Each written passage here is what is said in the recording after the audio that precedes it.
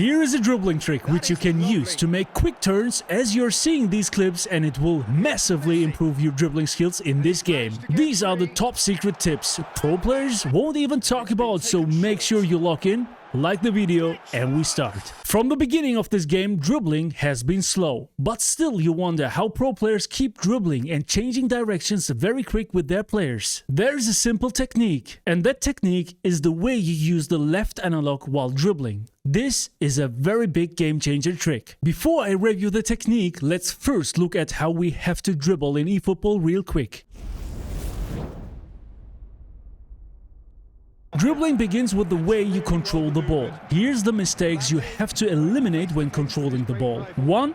Controlling the ball while sprinting. When you sprint, you will make heavy touch, and if the opponent's defender is close to your player, you are opening a window of opportunity for that defender to step in and challenge for the ball. 2. Don't control the ball towards the pressure. This is a very common mistake. Players control the ball towards opponent's defender. Here is why you will always lose the ball. So to fix that, always make sure you control the ball with a close ball control and also away from the opponent's pressure. Try to position your player in between the ball and the opponent's defender. This reduces the chances of that defender stepping in to win the ball. Good first touch sets a good foundation for that effective dribbling. Then dribbling. In eFootball, dribbling is so tricky, but following the basics and slightly adjust to match with the game's efficiency, it will improve your dribbling. Avoid reckless sprinting. You don't need to sprint unless you have space in front. Always keep that close ball control. Then dribbling safe. That's the best dribbling advice you will get from everyone. You have to dribble safe, whereby you position your player in between the opponent's defender and the ball. Here, to ensure that you keep the ball safe. Yes, we have been dribbling like this for the past couple of seasons, and it has been effective. It's still effective, but in eFootball 2025, defenders sometimes can win the ball from behind. Meaning, if you dribble safely, defenders can still force it and win the ball back,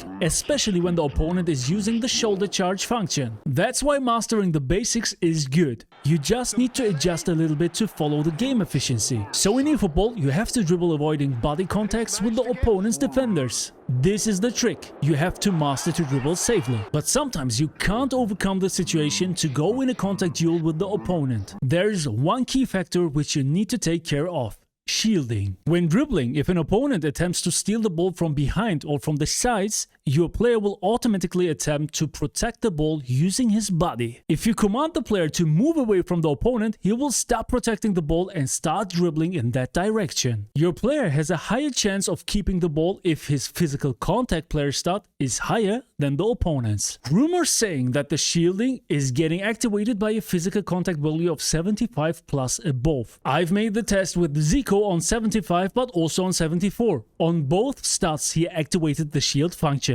Regardless of the physical contact attribute, always try to get away from the defender's reach, changing angles or dribbling towards space to move away from that defender. Another aspect in duels is that with the right timing and execution of quick turns, you will get another advantage: free kicks. Especially if the player with whom you are dribbling is equipped with the player skill gamesmanship. This skill enables the player to win more faults when on the ball. With quick and tight dribbling steps, it's becoming tough for the defenders to gain back the possession from you.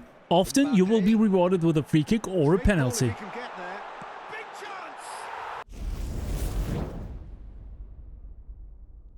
So after understanding all this, then it's time we learn the quick turns trick. The quick change of direction depends on the way you move your left analog corresponding to the player's movement and positioning. Let me demonstrate for you here. This is what most of the players do when dribbling, and it's not bad, it's just a normal way of dribbling. So take a close look at my controller here, or focus on this white arrow. It shows which direction I'm pointing my left analog at the moment. Most players, when they dribble, as this player is dribbling towards this direction down, they will wait until he shifts all of his body and face that direction before changing the analog input. Like here, I'm turning, so I have to wait for this player to change his body and face this direction.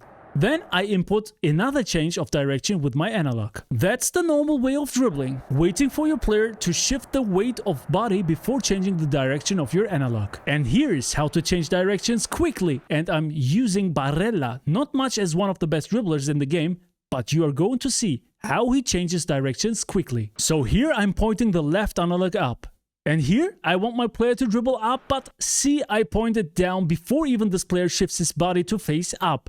And again, I pointed up before shifting his body to face down. That's the top secret to dribbling you didn't know about. So see how this player is changing directions very fast and smooth, and imagine, is not a top dribbler. But if you get best dribblers, it will be much better than this. You can change directions quick as long as you change your left analog input before even that player makes a turn. And also follow the natural dribbling directions. Take a look at these good examples. Let me first play it at a normal speed to show you the quick turns when I dribble with my winger. So when I pass to this player, see my analog input. And again, before he turns to face the direction, I'm pointing it back to the first direction. And that's how I was able to make this quick change of directions and confuse the opponent. Again, this example, I'm not going to explain it much. Just going to use the stop pauses in order for you to get time and look at the controller input and the player actions. So you have to dribble with purpose. Make sure you dribble only when you have to, like when you're trying to protect the ball. This happens many times when you're isolated, or when you want to open up passing angles, like when the opponent is pressing, or even faking directions, because faking directions is very effective in this game. So in overall, dribbling is just situational. Avoid over dribbling, have a purpose while you're dribbling, and that's it for today. Make sure you like the video if you enjoyed.